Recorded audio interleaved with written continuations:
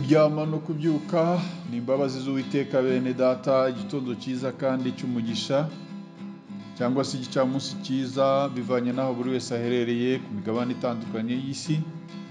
Mwese mwemeye gufatanya natwe gusangira ifunguro ry'umunsi kandi rya buri gitondo. Insanganyamatsiko ya none kuwa 8 Mata mwaka 2025 kuwa kabiri iragira iti hari ibyiringiro 100% ko abo twakundaga ko tuzongera kubonana nabo. Mbere ko dusoma ijambo ry'Imana, reka tubanze turirimbane indirimbo ya 222 mu ndirimbo zo gushimisha Imana igira iti mbese tuzahurirayo kuri ya migezi. Niturangiza dusome ijambo ry'Imana.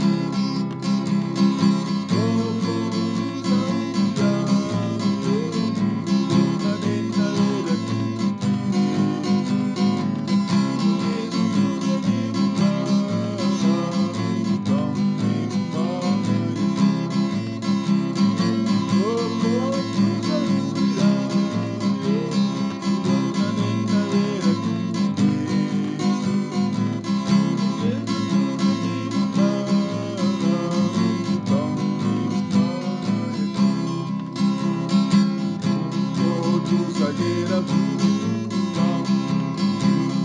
uwo mugezi mwiza turimbane n'abawe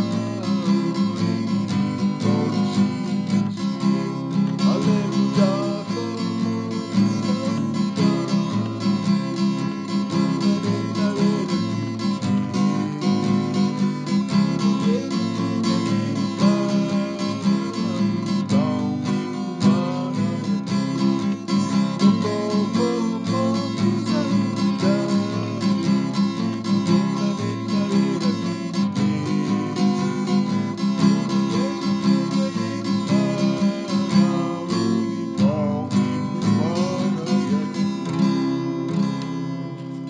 Haleluya, haleluya.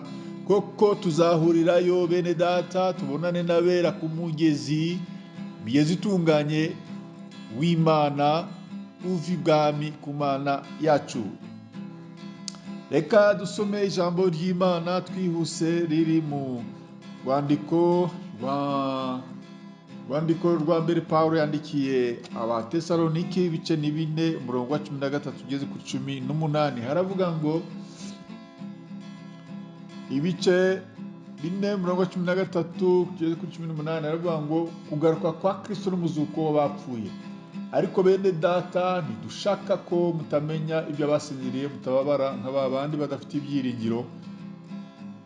Ngo twemeye yuko Yesu yapfuye akazuka, aba ariko twizera yuko Imana izazanana na Yesu abasinziriye muri we. Iki nicyo tubabwira tukibwirijwe n'ijambo ry'Umwami wacu yuko twebwe abazaba bakiriho basigaye kugeza ku kuza k'Umwami tutazabanziriza na hato basinziriye, kuko Umwami ubwe azaza amanutse ava mu ijuru aranguye ijwi rirenga hamwe n'ijwi rya marayika ukomeye n'impanda y'Imana. Nuko abapfiriye muri Kristo nibo bazabanza kuzuka, maze natwe abazaba bakiriho basigaye duhere ko tujyananwe nabo tuzamuwe mu bicu gusanganira Umwami mu kirere. Nuko rero tuzabana n'Umwami iteka ryose. Nuko mumaranishe imibabaro kubwirana ayo magambo, mwakire neza ijambo ry'Imana. Iyo urupfu rutunguranye mu muryango habaho guhungabana bitewe n'uko hari umwe mu bari bagize umuryango uvuyemo, abasigaye batazongera kumubonesha amaso y'umubiri ukundi.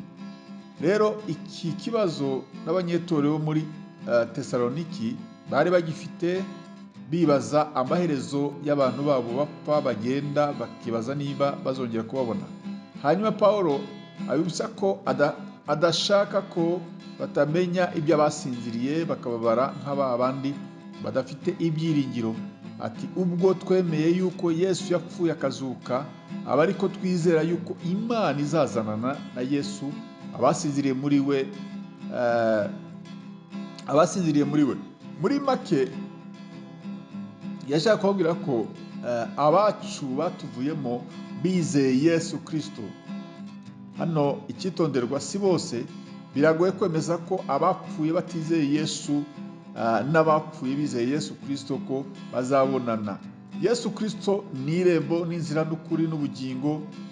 Uwamwizeye naho yaba yarapfuye azabaho.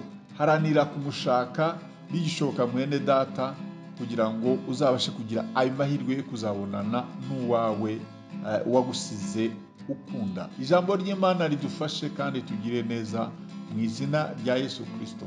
Data, turagushimiye kubwira ijambo duhaye ry'ibyiringiro, twiringiza yuko abacu bapfuye bizeye tuzababona. Duhe imbaraga zo gukomeza kugukorera kugeza umunsi natwe uzaduhamagara, kandi natwe kuzabasha kubonana n'abera. Urakoze urakarama, bana natwe muri byose, mu izina ryawe ryera Yesu Kristo mbisenze, amen. Mwari kumwe nanone nk'uko bisanzwe na mwene so muri Yesu Kristo, Bishop Apollinaire Gakombe, shumba mukuru itorero The Evangelical Covenant Church of Rwanda ICCR. Imana y'amahoro ikomeze kubana namwe mwese bene data, mbifuje kugira umunsi mwiza n'akazi keza. Shalom shalom, ndabakunda.